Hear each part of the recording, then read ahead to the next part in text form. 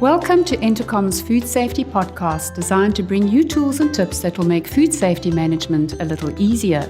I'm Janice Giddy, and I look forward to sharing our podcasts with you. Food safety managers often feel overwhelmed and stressed by the many complicated compliance requirements and sometimes feel quite isolated whilst trying to make sense of it all. With these bi-monthly podcasts, Entecom chats to our food safety friends who've been working in the food industry for many years and are keen to share advice, tips and tools to make food safety management a little easier. I'm Aileen Uys from Entecom in the Western Cape, and today we will talk about staff motivation with Jaco de Beer, Quality Management Systems Manager at In2Food in Strand. Hi Jaco, and thank you for joining us and for sharing your food safety management tips with us today. Hi Aileen. A little about your work at In2Food. What is it that you do? Well, Aileen, as you said, I look after the food safety systems on the site, and basically that means implementation and improvement of the food safety system. I look after supplier quality assurance, including vetting and ensuring we've got all the documentation for raw materials, packaging and service providers, and of course making sure we've got final product specifications and anything else that we need for the function. Of course, I work closely with the factory technical teams, and this is just to investigate all the food safety incidents and any improvements that we need to make. Sure, that's a mouthful. You must be very busy. Yeah, of course we're busy, but yeah, it's good. Okay. All good. In our work as consultants in the food industry, we find that often food handlers lack motivation to practice food safety daily in the work environment. Do you find this as well in your facility? Yes, you often find that people lack some motivation. In our facility, if we find that motivation suffers, if people have a lack of awareness and training, if there's a lack of equipment or a lack of engagement. So, when colleagues are aware of the risks and have the correct equipment, they feel included, and the business makes food safety that priority, we find that there's less likely to be incidents. Company culture is important to food safety. And if we disregard food safety because production is more important, then the colleagues in the factory are sure to follow. For this reason, we should always be working closely together as production and technical teams. Yeah, that's very insightful. And what benefits do you experience with, motivated staff when they are actually motivated?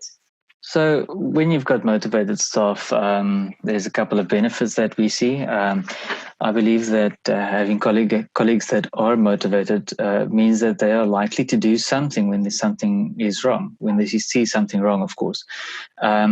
We have to assume that and do our best to make sure that these colleagues are trained well and they know what to look out for. Otherwise, it's also pointless. And we also hope that that people are motivated. A motivated person that doesn't know what to look for can also miss vital things. So it's important that the training and the motivation goes hand in hand. Definitely. And what are the risks now if staff are not motivated to adhere to these systems and your rules? So what would you say, what can happen? What are these risks? So I think the biggest risk that we can have is that something happens, something goes wrong, and it's not picked up or it's not actioned when someone sees it. So if someone doesn't think that it's needed to do something, so they don't understand the importance of it, or they just feel that it will be disregarded anyway, this will be a big risk for us. Yeah, so someone maybe they know it's wrong, but they just don't care maybe to do something about it. Absolutely. Yeah. Okay, and then I also wanted to ask, do you assess your staff motivation in terms of food safety? So staff motivation is one of those things that is a little bit difficult to assess, but we do assess motivation during internal audits and of course also during external audits. With any audit, there's an opportunity to look at the awareness and the knowledge of the staff and their interaction. So you quickly pick up if someone is taking a chance or not knowing, doesn't know what they're talking about, or doesn't really care what they talk about, what they're doing. The impartial auditor, with external audits, there's always a chance for an impartial auditor to ask questions and assess the response from the factory floor. So yes, to that extent, we do monitor. Excellent. Okay. Yeah. Great. Then what methods do you use to create a good food safety culture and to motivate your staff? Well, Aileen, in this instance, always awareness and training of the colleagues is key. We've touched on this a little bit before. Food safety in the factory must be a priority. It must be lived and taken seriously by all. This is not just a paper exercise. It's pointless having the paperwork there, but not really having the understanding and the motivation to do something about it. Management also must lead by example. And ensure that the tools are available for our colleagues to do the right thing at the right time and to do their work properly. Mm-hmm. As a business, we then also encourage good GMPs, good manufacturing practices with drives, meaning that we sort of have competitions among the colleagues and information sessions to make them aware of what could happen. Mm-hmm. So we've spoken a lot about, floor level type motivation, culture. You also now mentioned management, must lead by example. So what about these higher level staff and managers? Okay. What can they do to influence and help in the facility with food safety, culture and motivation? Well, it basically all starts with higher level staff and management. Like we said, if management is not involved and doesn't lead by example, it really won't flow through. So we try to ensure that our higher level staff and managers model the correct behavior in the factory. They are essentially responsible for monitoring, addressing, and applying discipline where needed to ensure that everyone complies. We often send colleagues that, the managers and the supervisory staff, we send them to higher level food safety training. And this just keeps food safety alive in their minds so they can also live it and carry the message over to the staff.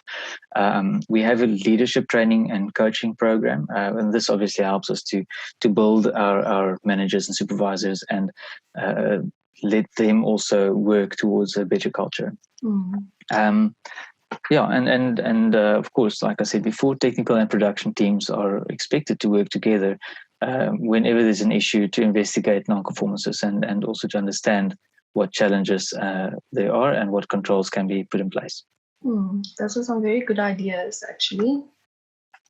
And so with systems, quality management systems, food safety, we know we need to set objectives.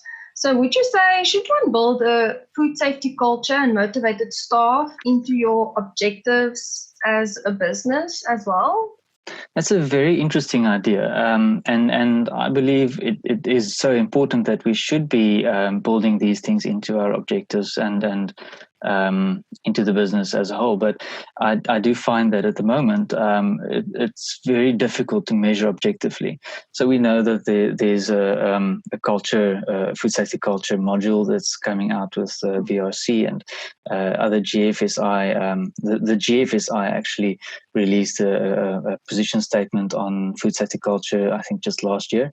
So it's developing into something that we can hopefully objectively monitor going forward. And when we've got that, of course, it can be audited and probably then should be added to objectives as well. Yeah, I see also with clients, at the moment, some of them, it's a nice to have where they are not audited against it yet. So yes, of course, yeah. So you find that a lot, but without the culture, you really you can have a big gap in your system, and it's not just it's been proven over and over in the past couple of years that it is important. Okay, then lastly, any practical advice for the food industry to motivate their staff to adhere to their food safety system and food safety rules? Okay, so I think the first thing that we did mention a couple of times now is that your colleagues, the staff, should be well trained, and they should be able to understand what risky behavior and risky situations looks like. So you've got floor level involvement in this. Also, when you've got an issue, involve the colleagues, your staff in investigating the non-conformances. Give company feedback to them, so not necessarily high-level financials, depending on the situation, but give feedback regarding the company, what's going on, and listen to their concerns. I would also encourage and definitely make sure that you've got the right tools available to the staff to do the job with the right where they are. Often you'll find that if they don't have the tool, they'll improvise, and that can lead to quite an interesting situation. And then management. If management can model the correct behavior and address wrong behavior as it happens, I think you on the way to having a good start to the culture. I think that is such valuable advice. I think many of our clients and factories, everyone that works in the industry will really find, valuable. So thank you for participating, Jaco. We look forward to hearing more from you again in the future.